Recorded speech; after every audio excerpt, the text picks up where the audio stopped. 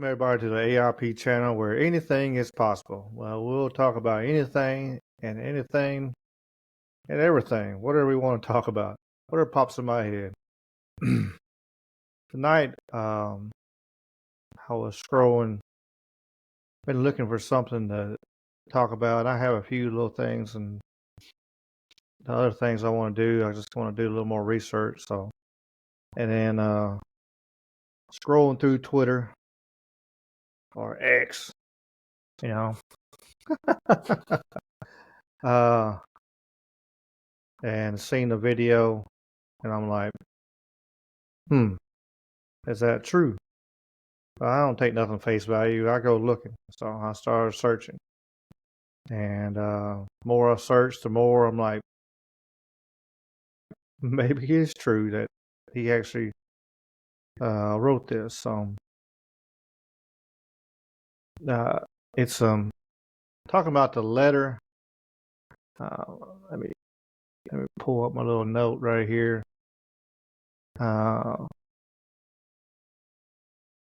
It's a letter from Albert Pike to Giuseppe Mazzini. I know I just tortured that name.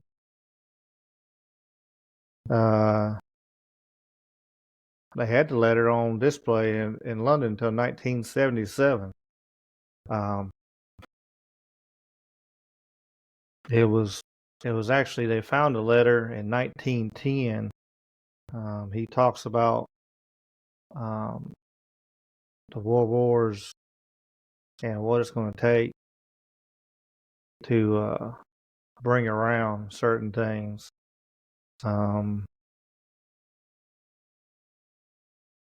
Talks about the First World War must be brought in order to permit the Illuminati to overthrow the power of the czars in Russia and of making that country a fortress of atheistic communism. And then talks about the Second World War was formed. He was saying that they're going to have a Second World War. Like I said, this was in 1871 now. August 15th, 1871, we're going to get exact. Talking about this, they're going to need a Second World War. International communism must be strong enough to order the balance of Christendom, which should then be restrained and held in check until the time we would need it. Final social catalysm.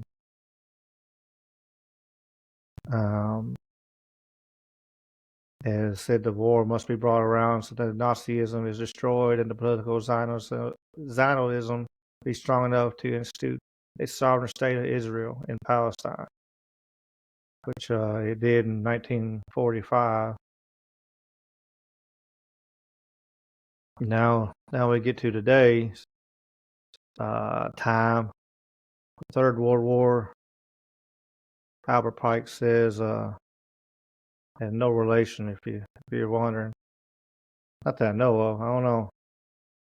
I had to go check. I got some genealogy I can look through and see if I am related to Albert Pike or not. Third World War must be formulated by taking advantage of the difference caused by the agenda of the Illuminati between the political Zionists and the leaders of the Islamic world. The world must be conducted in such a way that Islam and political Zionism, the state of Israel, we should destroy each other. Meanwhile, the other nations, once more divided on the issue, must be constrained to the fight to the point of complete physical, moral, spiritual, and economical exhaustion. I'll just bring everybody down to the bottom. Tear everybody down. Everybody's on switch sides and then exhaust all of the money to the point of nothing. What it sounds like, but that last little part was me adding.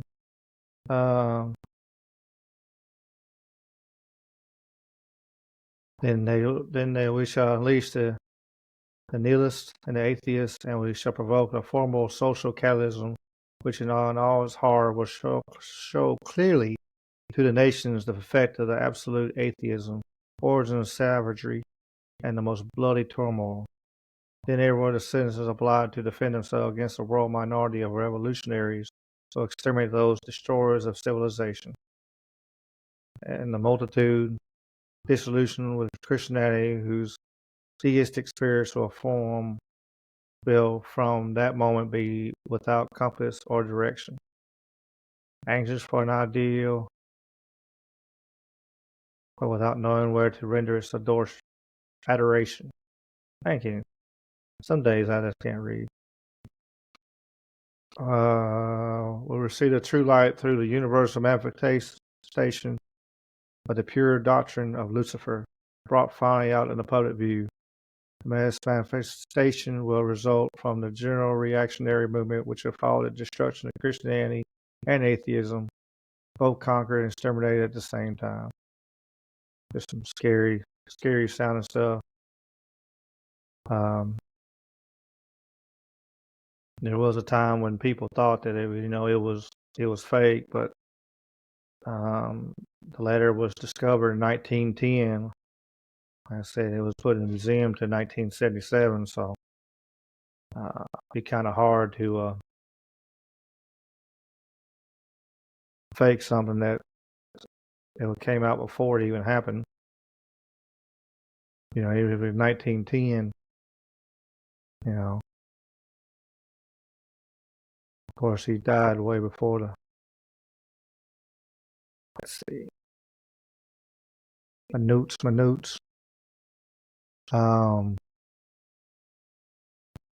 Fun fact, I was looking this up and looking into the information here. What they call the Second Reich, the German Empire, actually started in 1871. That was the same year that Albert Pike wrote this letter. So maybe he envisioned something or knew something was going to come about in the formation of that Second Reich. German Empire went from 1871 to 1918. And then, of course, everybody knows the third with Hitler and being appointed as Chancellor of the German state in 1933. So, just a interesting little video that I guess I could show it. It's an old video, but somebody read it, I guess, back in the 80s, or I don't know, but it just kind of amazed me.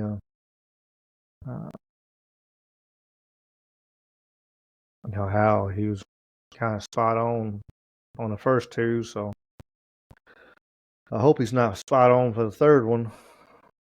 Like I said, scary times. So let me share this so y'all can, for the ones that are listening, you can hear it, and then he'll say a lot of the same things I did, without misspelling words and mispronouncing words. Misspelling. Lord have mercy. Mercy.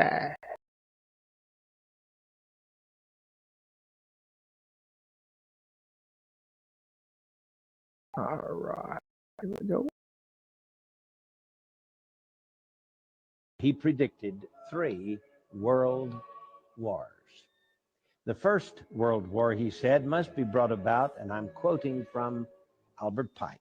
The First World War must be brought about in order to permit the Illuminati to overthrow the power of the czars in Russia and of making that country a fortress of atheistic communism.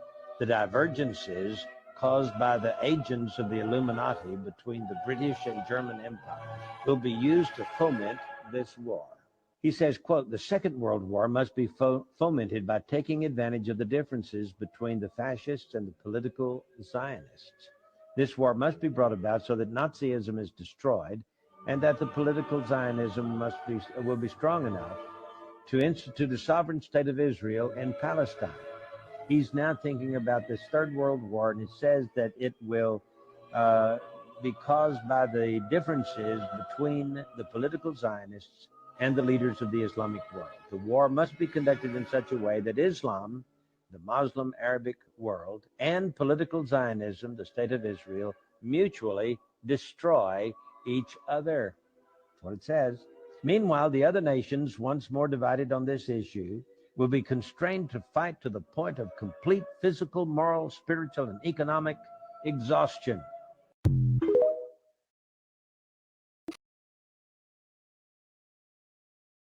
Yeah. He didn't do much better than I did.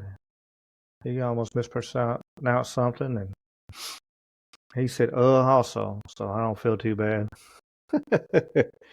uh, yeah, it's scary to think about a little bit, and with all the turmoil, and um,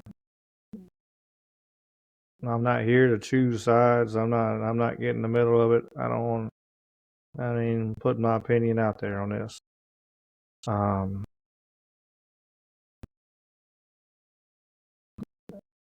Careful with what you listen to and what's face value and what everything, every news mainstream media is showing you. So I gotta say, because you hear facts on both sides, and it matters who's telling the story. Like I said, I don't want to get into it, and I don't. It's all scary times. I don't want nobody to fight. Uh, Rather see, we could do like a Rocky Four. They just pick one person from each side and see who they could have a boxing match like on Rocky Four. You get one person from one side, one from the other, and whoever wins, and that's the winner. That's biblical. You get David and Goliath. That's what they did with them. Instead of everybody fighting, they made a decision of Goliath was going to fight whoever. Only have one death instead of many. It's a lot of turmoil, a lot of unshaky, unwavered times, and I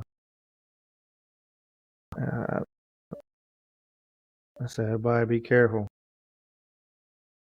But really, I said I just want to bring that. I seen that video, the one I just played, and off of YouTube, and YouTube off Twitter, which I guess it was off TikTok. Somebody posted it on there. Down the line they went. And that guy reading off of it. You can, as always, don't believe what I said. Please look it up. And what I did, I looked it up and I was like, that can't be. And then I started looking, and I'm like, and then he said Nazism. It kind of threw me off. I'm like, I didn't think that word was even being used until the 30s. But uh, it won't be the first time that we look in our dictionaries and they change the name of words and stuff like that. I seen where they changed the word of if you look back in some dictionaries from the 1800s, a rhinoceros, so it's called a unicorn, and one with two horns was a bicorn. And you can look at it in like their Greek name, whatever their scientific name, it'll still say it in there. But now, if you look up unicorn in a dictionary, it talks about it being a mythical creature. But and then they talk about them in the Bible, talking about unicorns. Well, it looks like they're actually talking about rhinoceroses, because that's the actual definition of it until up into 1800s or something. And it's still to this day, actually, if you know the scientific name, they still use it. But